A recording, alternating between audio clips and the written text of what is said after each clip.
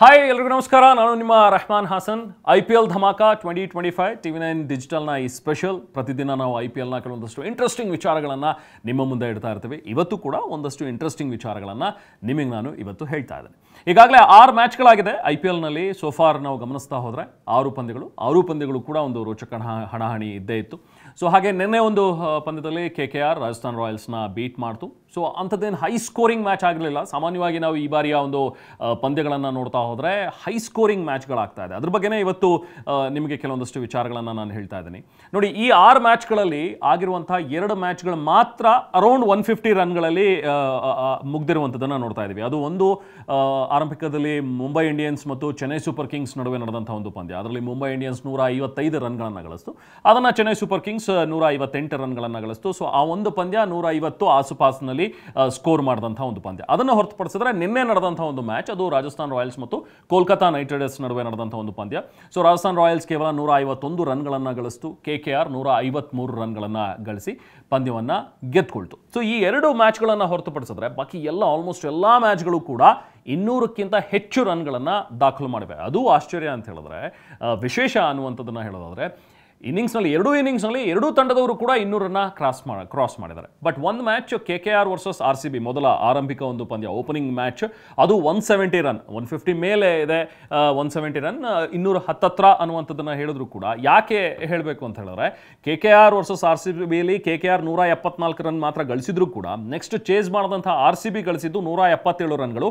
But ಅದು ಕೂಡ 16 ಓವರ್ಗಳಲ್ಲಿ. ಅಕಸ್ಮಾತ್ ಇನ್ನೂ ಒಂದು 4 ಓವರ್ಗಳು, ಅಕಸ್ಮಾತ್ RCBನೇ ಮೊದಲು ಬ್ಯಾಟಿಂಗ್ ಮಾಡಿ ಆ 4 ಓವರ್ಗಳನ್ನು ಕೂಡ ತುಂಬ ಚೆನ್ನಾಗಿ ಬ್ಯಾಟಿಂಗ್ ಆಡಿದ್ದಿದ್ರೆ ಅಲ್ಲೂ ಕೂಡ 200 ರನ್ ಪ್ಲಸ್ ರನ್ಗಳು ನಮಗೆ ದಾಖಲಾಗ್ತಾ ಇತ್ತು. ಸೊ ಹಾಗಾಗಿ ನೋಡ್ತಾ ಹೋದರೆ ಬಹುಶಃ ಈ ಬಾರಿಯ ಒಂದು IPL, ಮೊದಲೇ ನಾವು ಕ್ರಿಕೆಟ್ ಅಂತ ಹೇಳಿದ ತಕ್ಷಣ ಬ್ಯಾಟ್ಸ್ಮನ್ ಫ್ರೆಂಡ್ಲಿ ಗೇಮ್ ಅನ್ನುವಂಥದ್ದನ್ನು ಮುಂಚೆನೂ ಹೇಳ್ತೀವಿ. Batsman paradise. ಎಲ್ಲರೂ ಕೂಡ ಬ್ಯಾಟ್ಸ್ಮನ್ಗಳಿಗೆ ಕಾನ್ಸಂಟ್ರೇಟ್ ಮಾಡಿ ಬ್ಯಾಟ್ಸ್ಮನ್ಗಳಿಗೆ ಹೆಲ್ಪ್ ಆಗಬೇಕು, ನೆರವು ಸಿಗಬೇಕು ಅನ್ನೋ ರೀತಿಯಲ್ಲೇ ಪಿಚ್ಗಳನ್ನು, ವಿಕೆಟ್ಗಳನ್ನು ರೆಡಿ ಮಾಡ್ತಾರೆ. ಇನ್ಫ್ಯಾಕ್ಟ್ ಕೆಲವೊಂದಷ್ಟು ಚರ್ಚೆಗಳು ಹೇಗಿವೆ ಅಂತ ಹೇಳಿದ್ರೆ, ಈ ರೂಲ್ಸ್ ಕೂಡ ಮಾಡಿರುವಂಥದ್ದು ಅದು ತುಂಬ ಬ್ಯಾಟ್ಸ್ಮನ್ ಫ್ರೆಂಡ್ಲಿನೇ ಇದೆ ಹೊರತು ಬೌಲರ್ಗಳಿಗೆ ಸ್ವಲ್ಪ ಹಾರ್ಶ್ ಆಗೇ ಇವೆ ರೂಲ್ಸ್ ಅನ್ನುವಂಥದ್ದನ್ನೇ ಹೇಳ್ತಾರೆ. ಈಗ ನೋ ಬಾಲ್ ಆದ ತಕ್ಷಣ ಫ್ರೀ ಹಿಟ್ ಅನ್ನುವಂಥದ್ದು ಅದು ಕೂಡ ಬ್ಯಾಟ್ಸ್ಮನ್ ಫೇವರ್ಡ್. ಸೊ ಹೀಗೆ ಸಾಕಷ್ಟು ರೂಲ್ಸ್ ಬಗ್ಗೆ ನಾವು ಹೇಳ್ತಾ ಹೋದರೆ ಅದು ಬ್ಯಾಟ್ಸ್ಮನ್ ಫೇವರ್ಡ್ ರೂಲ್ಸ್ ಇದೆ. ಸೊ ಈ ಬಾರಿ IPLನಲ್ಲೂ ಕೂಡ ಅದು ನಮಗೆ ನೋಡೋದಕ್ಕೆ ಸಿಗ್ತಾ ಇದೆ. ಪ್ರತಿ ಮ್ಯಾಚ್ಗಳಲ್ಲೂ ಕೂಡ ಬ್ಯಾಟ್ಸ್ಮನ್ಗಳು ಮಿಂಚ್ತಾ ಇದ್ದಾರೆ ಹೊರತು ಒಳ್ಳೊಳ್ಳೆ ಬೌಲರ್ಗಳು, ತುಂಬಾ ಚೆನ್ನಾಗಿ ನೇಷನ್ಗೆ ಆಡುವಂತಹ ಬೌಲರ್ಗಳೆಲ್ಲರೂ ಕೂಡ ಫಾಸ್ಟ್ ಬೌಲಿಂಗ್ ಇರಲಿ ಅಥವಾ ಸ್ಪಿನ್ನರ್ಸ್ ಇರಲಿ, ಅವರು ಕಾಸ್ಟ್ಲಿ ಆಗ್ತಾ ಇದ್ದಾರೆ. ಸೊ ನೋಡಿ, SRH ವರ್ಸಸ್ RR ನಡುವೆ ನಡೆದಂಥ ಒಂದು ಮ್ಯಾಚ್, ಹೈ ಸ್ಕೋರಿಂಗ್ 286 ರನ್ಗಳು 120 ಬಾಲ್ಗಳಲ್ಲಿ 20 ಓವರ್ಸ್ ಅಂತ ಅಂದರೆ 286 ರನ್ಗಳನ್ನು ಗಳಿಸ್ತಾರೆ ಅಂತ ಹೇಳಿದ್ರೆ, ಅದನ್ನು ಚೇಸ್ ಮಾಡಿದಂಥ ರಾಜಸ್ಥಾನ್ ರಾಯಲ್ಸ್ 242 ರನ್ಗಳನ್ನು ಗಳಿಸಿತ್ತು. ಸೊ 250 ಮೇಲೆ ರನ್ಗಳು ಹೋಗ್ತಾ ಇವೆ. ಅದೇ Punjab Kings versus Gujarat Titans ನಡುವೆ ನಡೆದಂಥ ಒಂದು ಪಂದ್ಯ, ಅಲ್ಲೂ ಕೂಡ ಹತ್ತತ್ರ 250 ರನ್ಗಳು, 243 ರನ್ಗಳನ್ನು ಪಂಜಾಬ್ ಕಿಂಗ್ಸ್ ದಾಖಲಿಸಿದ್ದು. ಅದನ್ನು ಚೇಸ್ ಮಾಡಿದಂಥ ಚೀಟಿ 232 ರನ್ಗಳನ್ನು ಗಳಿಸ್ತು. ಸೊ ಹೀಗೆ 200ಕ್ಕಿಂತ ಹೆಚ್ಚು ರನ್ಗಳನ್ನು ದಾಖಲಿಸ್ತಾ ಇರುವಂಥದ್ದನ್ನು ನೋಡ್ತಾ ಇದ್ದೀವಿ. ನೋಡಿ, LSG ವರ್ಸಸ್ ಡೆಲ್ಲಿ ಕ್ಯಾಪಿಟಲ್ಸ್ ನಡುವೆ ಮ್ಯಾಚು, ಇಲ್ಲೂ ಕೂಡ LSG ಮೊದಲು ಬ್ಯಾಟ್ ಮಾಡಿ 209 ರನ್ಗಳನ್ನು ಗಳಿಸಿದ್ರೆ ಡೆಲ್ಲಿ ಕ್ಯಾಪಿಟಲ್ಸ್ 211 ರನ್ಗಳನ್ನು ಗಳಿಸ್ತು. ಸೊ 200 ಅನ್ನುವಂಥದ್ದು ಈಗ ಈಸಿ ಆಗಿಬಿಟ್ಟಿದೆ. ಒಂದು ಕಾಲದಲ್ಲಿ 2020ಯಲ್ಲಿ 150 ಪ್ಲಸ್ 160, 170 ರನ್ಸ್ ಬಂದುಬಿಟ್ರೆ ಈಸಿ ಟಾರ್ಗೆಟ್, ಚೇಸ್ ಮಾಡೋದು ಕಷ್ಟ ಆಗುತ್ತೆ, ಗೆಲ್ಲಬಹುದು ಅನ್ನುವಂಥ ಒಂದು ಲೆಕ್ಕಾಚಾರಗಳಿತ್ತು. ಬಟ್ ಈಗ 200 ಗಳಿಸಿದ್ರು ಅಲ್ಲ, 220 ಮಾಡಿದ್ರು ಅಲ್ಲ, 250 ಅಲ್ಲ, 286 ರನ್ಗಳನ್ನು ಮಾಡಿದ್ರು ಕೂಡ ನಾವು ಚೇಸ್ ಮಾಡ್ತೀವಿ ಅನ್ನೋ ಮಟ್ಟಕ್ಕೆ ಈಗ ಬ್ಯಾಟ್ಸ್ಮನ್ಗಳು ಹೋಗ್ತಾ ಇದೆ. ಇದಕ್ಕೆ ಕಾರಣ ರೆಡಿ ಆಗ್ತಾ ಇರುವಂತಹ ಪಿಚ್ಗಳು. ಸೊ ಅದು ಪ್ರಮುಖವಾಗಿ ಕಾರಣವಹಿಸುತ್ತೆ ಅಂಥೇಳಿ ಎಲ್ಲ ಮ್ಯಾಚ್ಗಳು ಕೂಡ ಬ್ಯಾಟಿಂಗ್ ಫ್ರೆಂಡ್ಲಿ ಆಗ್ತಾ ಇರುವಂಥದ್ದು. ಬಹುಶಃ ಬೌಲರ್ಸ್ಗಳಿಗೆ ಇದು ಸಹಜವಾಗಿ ಬೇಸರವನ್ನು ತರಿಸುವಂಥದ್ದು. ಯಾಕೆ ಈ ವಿಚಾರವನ್ನು ಇವತ್ತು ನಾವು ಮಾತಾಡ್ತಾ ಇದ್ದೀವಿ ಅಂತ ಹೇಳಿದ್ರೆ, Kagiso Rabada, one of the finest bowler, south ಆಫ್ರಿಕಾಗೆ ಆಡುವಂತಹ ಕಗಿಸೋ ರಬಾಡ ಈಗ ಗುಜರಾತ್ ಟೈಟನ್ಸ್ಗೆ ಆಡ್ತಾ ಇದ್ದಾರೆ. ಅವರು ಅಪ್ಸೆಟ್ ಆಗಿದ್ದಾರೆ. ಸ್ವತಃ ಒಂದು ಇಂಟರ್ವ್ಯೂನಲ್ಲಿ ಹೇಳ್ಕೊಂಡಿದ್ದಾರೆ ಕಗಿಸೋ ರಬಾಡ. ಸೊ ಈ ಮ್ಯಾಚ್ಗಳೇನು ನಡೀತಾ ಇದೆಯಲ್ಲ, ಅದು ಯಾಕೋ ಒಂದು ಬೌಲರ್ಸ್ಗೆ ತುಂಬಾ ಹಾರ್ಶ್ ಅಂಥೇಳಿ ಅನ್ನಿಸ್ತಾ ಇದೆ ಅನ್ನುವಂಥದ್ದು. ಏನು ಹೇಳಿದ್ದಾರೆ ಅನ್ನುವಂಥದ್ದನ್ನು ಕೂಡ ನಿಮಗೆ ನಾನು ಡೀಟೇಲ್ ಆಗಿ ಹೇಳ್ತಾ ಹೋಗ್ತೀನಿ. ಎಲ್ಲ ಫ್ಲಾಟ್ ವಿಕೆಟ್ಗಳನ್ನು ಮಾಡ್ತಾ ಇದ್ದಾರೆ. ಕಗಿಸೋ ರಬಾಡ ಸೌತ್ ಆಫ್ರಿಕಾಗೆ ಮೇನ್ ಟೀಮ್ಗೆ ಆಡುವಂತಹ ಒಬ್ಬ ಬೌಲರ್. ನೋಡಿ, T20 ಸ್ಟ್ಯಾಟ್ಸನ್ನು ನಾವು ಗಮನಿಸಿದ್ರೆ, ಬರೀ T20 ಬಗ್ಗೆನೇ ಹೇಳೋದಾದರೆ 221 ಇನ್ನಿಂಗ್ಸ್ನಲ್ಲಿ ನ್ಯಾಷನಲ್ ಟೀಮಿಗೆ ಆಡುವಂಥವ್ರು ಬೌಲಿಂಗ್ ಎಕನಾಮಿ ಬಂದು 8 ರನ್ಗಳು, 8.01 ಸುಮಾರಿದೆ. ಅಂದರೆ 8 ರನ್ಗಳು ಪ್ರತಿ ಓವರ್ನಲ್ಲಿ ಕೊಡುವಂತಹ ಒಂದು ಫೈನೆಸ್ಟ್ ಫಾಸ್ಟ್ ಬೌಲರ್. ಅದೇ IPLನಲ್ಲಿ 81 ಇನ್ನಿಂಗ್ಸನ್ನ ಆಡಿದರೆ ಇದುವರೆಗೂ ಕೂಡ ಬೌಲಿಂಗ್ ಎಕಾನಮಿ ಇಲ್ಲೂ ಕೂಡ ಚೆನ್ನಾಗಿದೆ. 8.5 ರನ್ಸ್ ಪರ್ ಓವರ್, 8.5 ಸುಮಾರಿನಲ್ಲಿ ಅವರು ರನ್ಸನ್ನು ಕೊಡ್ತಾರೆ. ಅಂಥ ಒಬ್ಬ ಒಳ್ಳೆ ಎಕನಾಮಿಕಲಿ ಬೌಲರ್ ಅದು ಕಗಿಸೋ ರಬಾಡ. ಆದರೆ ಈ ಸರಿ ಆಡಿರುವಂಥ ಒಂದು ಲಾಸ್ಟ್ ಮ್ಯಾಚ್ನಲ್ಲಿ ನಾವು ನೋಡಿದ್ರೆ Punjab Kings versus Gujarat Titans ಮ್ಯಾಚ್ನಲ್ಲಿ ಇದೇ ಕಗಿಸೋ ರಬಾಡ 4 ಓವರ್ನಲ್ಲಿ 41 ರನ್ಗಳನ್ನು ಕೊಟ್ಟಿದ್ದಾರೆ. 10ಕ್ಕೂ ಹೆಚ್ಚು ಎಕಾನಮಿ, 1 ವಿಕೆಟ್ ಮಾತ್ರ ಇವರಿಗೆ ಸಿಕ್ಕಿರೋದು. ಸೊ ಯಾವುದೇ ರೀತಿ ನೆರವು ಸಿಗ್ತಾ ಇಲ್ಲ, ಏನೂ ಅಡ್ವಾಂಟೇಜ್ ಸಿಗ್ತಾ ಇಲ್ಲ ಬೌಲರ್ಗಳಿಗೆ. ಬರೀ ಬ್ಯಾಟ್ಸ್ಮನ್ ಫ್ರೆಂಡ್ಲಿ ವಿಕೆಟ್ಗಳನ್ನು ತಯಾರು ಮಾಡ್ತಾ ಇದ್ದಾರೆ.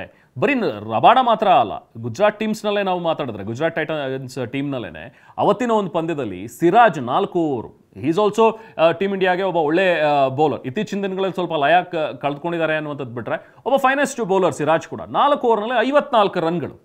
ಸೊ ಇನ್ನು ರಶೀದ್ ಖಾನ್ 4 ಓವರ್ನಲ್ಲಿ 48 ರನ್ಗಳು, one of the main bowler Rashid Khan. So Rashid ಖಾನ್ಗೆ ರನ್ಗಳು ಬರ್ತಾ ಇವೆ ಅಂತ ಹೇಳಿದ್ರೆ, ಇನ್ನು LSG ವರ್ಸಸ್ DC ನಡುವಿನ ಮ್ಯಾಚ್, LSGಯ Ravi Bishnoi one of the finest spinner, 4 ಓವರ್ನಲ್ಲಿ 53 ರನ್ಗಳನ್ನು ಕೊಟ್ಟಿದ್ದಾರೆ.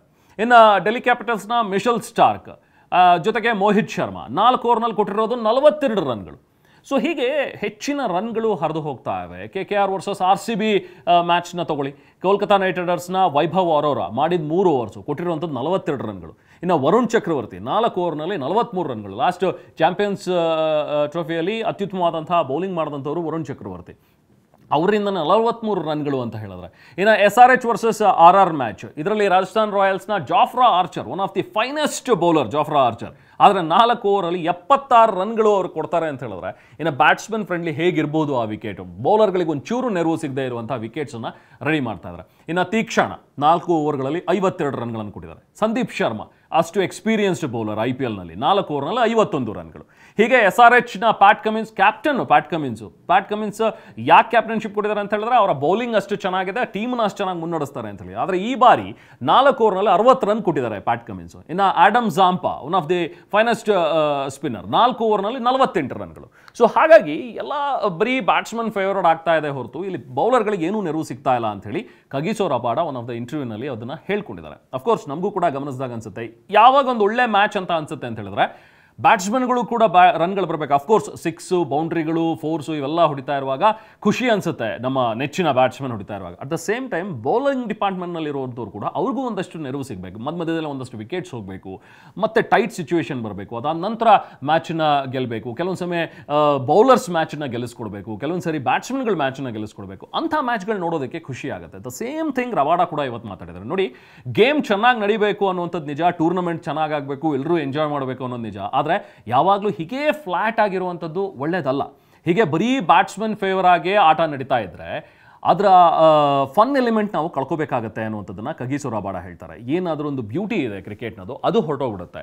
ಮುಂದೆ ಬಹುಶಃ ನಾವಿದನ್ನು ಕ್ರಿಕೆಟ್ ಅಂತ ಕರೆಯೋ ಬದಲು ಬ್ಯಾಟಿಂಗ್ ಅಂತ ಹೇಳಿ ಕರಿಬೇಕೇನೋ, ಬರೀ ಬ್ಯಾಟಿಂಗ್ ಗೇಮ್ ಅಂತ ಹೇಳ್ಬಿಡೋಣ, ಕ್ರಿಕೆಟ್ ಅಂತ ಕರೆಯೋದು ಬೇಡ ಅಂತಲೂ ಕೂಡ ಮಾತಾಡಿದರೆ ಅಷ್ಟು ಮಟ್ಟಿಗೆ ಬೇಸರವನ್ನು ವ್ಯಕ್ತಪಡಿಸಿದ್ದಾರೆ ಕಗಿಸೋ ರಬಾಡ. ಜೊತೆಗೆ ರೆಕಾರ್ಡ್ಸ್ ಬ್ರೇಕ್ ಆಗೋದು, ಹೈ ಸ್ಕೋರಿಂಗ್ ಮ್ಯಾಚ್ ಆಗೋದು, ಇದು ಯಾವುದ್ರ ಬಗ್ಗೆನೂ ಕೂಡ ನನ್ನ ತಕರಾರಿಲ್ಲ. ಅಫ್ಕೋರ್ಸ್ ಆಗಲಿ, ರೆಕಾರ್ಡ್ಸ್ ಬ್ರೇಕ್ ಆಗಲಿ, ಹೈ ಸ್ಕೋರಿಂಗ್ ಗೇಮ್ಸ್ ಆಗ್ತಾ ಇರಬೇಕು, ಆಟ ಚೆನ್ನಾಗೇ ಇರುತ್ತೆ, ನೋಡೋದಕ್ಕೂ ಚೆನ್ನಾಗಿರುತ್ತೆ. ಆದರೆ ಅಟ್ ದ ಸೇಮ್ ಟೈಮ್ ಹಾಗೇನೆ ಲೋ ಸ್ಕೋರಿಂಗ್ ಗೇಮ್ಗಳು ಕೂಡ ಮಜಾ ಕೊಡುತ್ತೆ.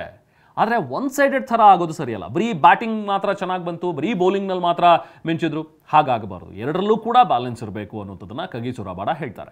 ಜೊತೆಗೆ ಬರೀ ಆ ಸಿಕ್ಸರ್ಸನ್ನು ಬಾರಿಸೋದು ಅಥವಾ ಬೌಂಡ್ರಿಗಳನ್ನು ಹೊಡಿತಾ ಇದ್ರೆ ಬೋರ್ ಆಗಿಬಿಡುತ್ತೆ, ನೋಡೋರ್ಗೂ ಕೂಡ ಅದು ಬೋರ್ ಅನ್ಸೋದಕ್ಕೆ ಶುರು ಆಗ್ಬಿಡುತ್ತೆ. ಇನ್ನು ಬೌಲರ್ಗಳಿಗೆ ಬಿಡಿ, ಪಾಪ ಬೆಂಡೆತ್ತದಂಗೆ ಆಗ್ಬಿಟ್ಟಿರುತ್ತೆ. ಬ್ಯಾಟ್ಸ್ಮನ್ಗಳು ಕೂಡ ಕೆಲವೊಮ್ಮೆ ರನ್ ಗಳಿಸೋದಕ್ಕೆ ಹೋರಾಟ ಮಾಡಬೇಕು. ಅವ್ರು ತುಂಬಾ ತಮ್ಮ ಕ್ವಾಲಿಟಿ ಆಫ್ ಬ್ಯಾಟಿಂಗನ್ನು ತೋರಿಸೋ ರೀತಿಯಲ್ಲಿ ಆಗಬೇಕು. ಬರೀ ಪಿಚ್ನ ಸಪೋರ್ಟ್ ಸಿಗ್ತಾ ಇದೆ, ಅವರಿಗೆ ಹೆಲ್ಪ್ ಸಿಗ್ತಾ ಇದೆ ಅಂಥೇಳಿ ಆಡೋದಲ್ಲ, ಬ್ಯಾಟ್ಸ್ಮನ್ಗೂ ಕೂಡ ಅವರ ಕ್ವಾಲಿಟಿ ಏನಿದೆ ಅನ್ನುವಂಥದ್ದು ಗೊತ್ತಾಗೋ ರೀತಿಯಲ್ಲಿ ಆಗಬೇಕು. ಅಂಥ ಪಂದ್ಯಗಳು ನಿಜಕ್ಕೂ ರೋಚಕವಾಗಿರುತ್ತೆ ಅಂತ ರಬಾಡ ಹೇಳಿದ್ದಾರೆ. ಜೊತೆಗೆ ನಾವು ಬೌಲರ್ಗಳು ಬರೀ ಕಂಡೀಷನ್ಸ್ ಬಗ್ಗೆ ಕಂಪ್ಲೇಂಟ್ ಮಾಡ್ಕೊಂಡು ಕೂತ್ಕೊಂಡ್ರೆ ಆಗೋದಿಲ್ಲ. ಇದ್ರ ಬಗ್ಗೆ ನಾವು ಒಬ್ಬ ಫಾಸ್ಟ್ ಬೌಲರ್ ಆಗಿ ನಾವು ಕೂಡ ಏನಾದರೂ ಇದ್ರ ಬಗ್ಗೆ ಮಾಡಬೇಕು, ಮಾತಾಡಬೇಕು ಇದ್ರ ಬಗ್ಗೆ ಟೀಮ್ ಮ್ಯಾನೇಜ್ಮೆಂಟ್ ಜೊತೆಗೆ. ಅಂದರೆ ಈ ಪಿಚ್ಚಸ್ಸನ್ನು ಏನು ರೆಡಿ ಮಾಡ್ತೀರಿ, ವಿಕೆಟ್ಸನ್ನು ಏನು ರೆಡಿ ಮಾಡ್ತೀರಿ, ಇದು ಕೆಲವೊಮ್ಮೆ ಅಟ್ಲೀಸ್ಟ್ ಬೌಲರ್ಗೂ ಕೂಡ ಫ್ರೆಂಡ್ಲಿ ಇರಬೇಕು. ಸೊ ನಾಟ್ ಲೈಕ್ ಎಲ್ಲ ಬರೀ ಬೌಲರ್ಗೆ ಫ್ರೆಂಡ್ಲಿ ಇರಬೇಕು, ಬರೀ ಬ್ಯಾಟ್ಸ್ಮನ್ಗೆ ಅಂತ ಅಲ್ಲ. ಒಂದು ಪಿಚ್ ರೆಡಿ ಮಾಡಿದ್ರೆ ಅದರಲ್ಲಿ ಬ್ಯಾಟ್ಸ್ಮನ್ ಬೌಲರ್ ಇಬ್ಬರಿಗೂ ಕೂಡ ಹೆಲ್ಪ್ ಆಗೋ ರೀತಿಯಲ್ಲಿ ಇರಬೇಕು. ಸೊ ಆ ಥರದ್ದು ಏನಾದರೂ ನಾವು ಪ್ರಯತ್ನಗಳನ್ನು ಮಾಡಬೇಕು. ಬರೀ ಹೈ ಸ್ಕೋರಿಂಗ್ ಇಲ್ಲ ತೀರಾ ಲೋ ಸ್ಕೋರಿಂಗ್ ಮ್ಯಾಚ್ಗಳಾದರೆ ಕ್ರಿಕೆಟ್ ಬೋರ್ ಆಗಿಬಿಡುತ್ತೆ. ಅವಾಗ ಯಾವಾಗ ಬ್ಯಾಟ್ಸ್ಮನ್ ಡಾಮಿನೇಟ್ ಮಾಡಬೇಕು, ಕೆಲವೊಮ್ಮೆ ಬೌಂಡ್ರಿ ಹೊಡಿಬೇಕು, ಬೌಂಡ್ರಿ ಹೊಡಿಯೋದಕ್ಕೆ ತಡ್ಕಾಡಬೇಕು, ಬೌಲರ್ಗಳು ಮೇಲುಗೈ ಸಾಧಿಸಬೇಕು, ಅಂಥ ಪಂದ್ಯಗಳೇ ರೋಚಕವಾಗಿರೋದಕ್ಕೆ ಸಾಧ್ಯ. ಬೌಲರ್ಗಳು ಕೂಡ ತಮ್ಮ ತಂಡಗಳಿಗೆ ಮ್ಯಾಚ್ಗಳನ್ನು ವಿನ್ ಮಾಡಿಸ್ಕೊಡ್ಬೇಕು. ಆಡಬೇಕು, ಬರೀ ಸರ್ವೈವಲ್ಗೋಸ್ಕರ ಆಡೋ ಹಾಗೆ ಆಗಬಾರ್ದು ಅನ್ನುವಂಥದ್ದನ್ನು ಕಗಿಸೋ ರಬಾಡ ಹೇಳಿದ್ದಾರೆ. ಸೊ ಹಾಗಾಗಿ ಈಗ IPLನ ವಿಚಾರಕ್ಕೆ ನಾವು ಬಂದರೆ 6 ಮ್ಯಾಚ್ಗಳಂತೂ ಆಗಿದೆ, ಇನ್ನೂ ತುಂಬ ಮ್ಯಾಚ್ಗಳು ನಡೀಲಿಕ್ಕಿವೆ, ಬೇರೆ ಬೇರೆ ವೆನ್ಯೂಗಳಲ್ಲಿ ಮ್ಯಾಚ್ಗಳಾಗುತ್ತೆ. ಐ ಥಿಂಕ್ ಮ್ಯಾನೇಜ್ಮೆಂಟ್ ಕೂಡ ಇದ್ರ ಬಗ್ಗೆ ಯೋಚನೆ ಮಾಡಬೇಕು. ಅಫ್ಕೋರ್ಸ್ ಹೌದು, ಹೈ ಸ್ಕೋರಿಂಗ್ ಬೌಂಡ್ರಿ ಸಿಕ್ಸರ್ಸ್ ಬಂದಾಗ ತುಂಬ ಚಿಯರ್ ಇರುತ್ತೆ, ಜನ ಎಂಜಾಯ್ ಮಾಡ್ತಾರೆ, ಅದು ಕಮರ್ಷಿಯಲ್ಸ್ ಇನ್ವಾಲ್ವ್ ಇರುತ್ತೆ, ಇದೆಲ್ಲವೂ ಕೂಡ ಇದ್ದರೂ ಕೂಡ ಕ್ರಿಕೆಟ್ ಅನ್ನುವಂಥದ್ದು ಉಳಿಬೇಕು, ಕ್ರಿಕೆಟ್ನ ಆ ಗೇಮ್ನ ಫನ್ ಉಳಿಬೇಕು ಅಂತ ಹೇಳಿದ್ರೆ ಎರಡೂ ಸೈಡ್ನಲ್ಲಿ ಚೆನ್ನಾಗಿ ಬರಬೇಕು. ಬೌಲಿಂಗ್ ಸೈಡು ಚೆನ್ನಾಗಿರಬೇಕು, ಬ್ಯಾಟಿಂಗ್ ಸೈಡು ಕೂಡ ಚೆನ್ನಾಗಿರಬೇಕು. ಸೊ ಹಾಗಾಗಿ ಅಂಥ ವಿಕೆಟ್ಗಳನ್ನು ರೆಡಿ ಮಾಡಿದ್ರೆ ಒಳ್ಳೆಯದು ಅಂಥೇಳಿ ನಮಗೂ ಕೂಡ ಅನಿಸುತ್ತೆ.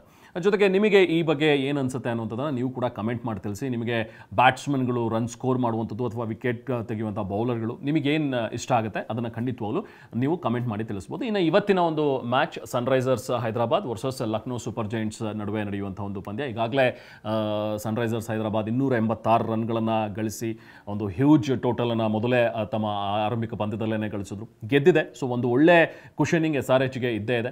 ಬಟ್ ರಾಜಸ್ಥಾನ್ ರಾಯಲ್ಸ್ ವಿರುದ್ಧ ಆಡಿದಂಥ ಒಂದು ಪಂದ್ಯ ಅದನ್ನು ಗೆದ್ದು ಆಗಿದೆ. ಬಟ್ ಇವತ್ತಿರುವಂಥದ್ದು LSG 209 ರನ್ಗಳನ್ನು ಗಳಿಸಿತ್ತು. ಇಲ್ಲೂ ಕೂಡ LSGಯಲ್ಲೂ ಕೂಡ ಒಳ್ಳೆ ಬ್ಯಾಟ್ಸ್ಮನ್ಗಳಿದ್ದಾರೆ ಡೆಲ್ಲಿ ಕ್ಯಾಪಿಟಲ್ಸ್ ವಿರುದ್ಧ, ಬಟ್ ಅದನ್ನು ಸೋತಿತ್ತು ಆ ಮ್ಯಾಚನ್ನು. ಸೊ ಹಾಗಾಗಿ LSG ಸೋತಿದೆ, ಈ ಕಡೆ SRH ಗೆದ್ದಿದೆ. ಸೊ ಗೆದ್ದಿರುವಂಥ ಒಂದು ಕುಷನ್ ಸಹಜವಾಗಿ SRHಗೆ ಇದ್ದೇ ಇರುತ್ತೆ. ಬಟ್ LSGಯನ್ನು ಕೂಡ ನಾವು ಅಷ್ಟೊಂದು ಈಸಿಯಾಗಿ ತಗೊಳ್ಳೋದಕ್ಕಾಗೋದಿಲ್ಲ. ಎರಡೂ ತಂಡಗಳಲ್ಲೂ ಕೂಡ ಒಳ್ಳೆ ಬ್ಯಾಟ್ಸ್ಮನ್ಗಳಿದ್ದಾರೆ, ಒಳ್ಳೆ ಬೌಲರ್ಸ್ ಇದ್ದಾರೆ. ಸೊ ಖಂಡಿತವಾಗ್ಲೂ ಇವತ್ತಿನ ಒಂದು ಮ್ಯಾಚ್ ಖಂಡಿತ ರೋಚಕವಾಗಿ ಇದ್ದೇ ಇರುತ್ತೆ. ದ ಮೇನ್ ಥಿಂಗ್ ಇವತ್ತಿನ ಒಂದು ಮ್ಯಾಚ್ನಲ್ಲಿ ನಾವು ಎದುರು ನೋಡ್ತಾ ಇರೋದು LSGಯ ಕ್ಯಾಪ್ಟನ್ ರಿಷಬ್ ಪಂತ್ ಬಗ್ಗೆ. ಯಾಕಂದರೆ ಬಹಳ ಇಂಪಾರ್ಟೆಂಟ್ ಮ್ಯಾಚ್ ಆಗುತ್ತೆ. ಟೀಮ್ನ ಮುನ್ನಡೆಸ್ತಾ ಇದ್ದಾರೆ, DC ಬಿಟ್ಟು ಈಗ LSGಗೆ ಬಂದರು. But last ಮ್ಯಾಚಲ್ಲಿ duck out. 27 ಕೋಟಿಯ ಒಬ್ಬ ಆಟಗಾರ ಮ್ಯಾಚ್ನಲ್ಲಿ ಆಡಲೇಬೇಕು. ಒಂದು ಫ್ರಾಂಚೈಸಿಗೋಸ್ಕರ ಖಂಡಿತವಾಗ್ಲೂ ಅಷ್ಟು ದುಡ್ಡು ಕೊಟ್ಟಿದ್ದಾರೆ ಅನ್ನೋದಕ್ಕೋಸ್ಕರ ಆಡಲೇಬೇಕು ಅನ್ನೋದ್ರ ಜೊತೆಗೆ ಪಂತ್ಗೆ ಅವ್ರದೇ ಆದಂಥ ಅಭಿಮಾನಿ ಬಳಗ ಇದೆ. ಅವರು ಆಕ್ಸಿಡೆಂಟ್ ಆದ ನಂತರ ಅವ್ರು ಹೊರಬಂದಿದ್ದು, ಅದಾದ ನಂತರ ಅವರು ಫೈಟ್ ಮಾಡಿದಂಥ ರೀತಿ ಎಲ್ಲರಿಗೂ ಕೂಡ ಇಷ್ಟ ಆಗಿದೆ. ಸೊ ಹಾಗಾಗಿ ಪಂತ್ ಮತ್ತೆ ಮೇನ್ ಟೀಮಲ್ಲಿ ಆಡಬೇಕು, ಕಾಣಿಸ್ಕೋಬೇಕು ಅನ್ನೋಂಥದ್ದಿದ್ರೆ IPLಲ್ಲೂ ಕೂಡ ಚೆನ್ನಾಗಿ ಆಡಲೇಬೇಕು. ಲಾಸ್ಟ್ ಟೈಮ್ ಡಕ್ಔಟ್ ಆಗಿದ್ದಾರೆ, ಬಟ್ ಸ್ಟಿಲ್ ಇವತ್ತು ಅವ್ರ ಮೇಲೆ ಹೆಚ್ಚಿನ ನಿರೀಕ್ಷೆಗಳಿದೆ. ತಾನೂ ಕೂಡ ಚೆನ್ನಾಗಿ ಆಡಿ ಲಯ ಕಂಡ್ಕೋಬೇಕು, ಜೊತೆಗೆ ಟೀಮ್ನ ಕೂಡ ಗೆಲ್ಲಿಸಬೇಕಾದಂಥ ಒಂದು ಜವಾಬ್ದಾರಿ ಅವ್ರ ಮೇಲಿದೆ. ಸೊ ನೋಡೋಣ ಇವತ್ತಿನ ಒಂದು ಪಂದ್ಯದಲ್ಲಿ ಏನಾಗುತ್ತೆ ಅಂತ ಹೇಳಿ. ಸೊ ನಿಮಗೆ ಇವತ್ತಿನ ಪಂದ್ಯದ ಬಗ್ಗೆ ಏನು ಅನಿಸುತ್ತೆ, ಯಾರು ಗೆಲ್ಬಹುದು, ಯಾರು ಸೋಲ್ಬೋದು, ಅಥವಾ ಯಾವ ಟೀಮ್ ಸ್ಟ್ರಾಂಗ್ ಆಗಿದೆ ಅಂತ ಹೇಳಿ ನಿಮಗೆ ಅನಿಸುತ್ತೆ ಕಮೆಂಟ್ ಮಾಡಿ ತಿಳಿಸಿ. This is Rahman signing off. Bye-bye.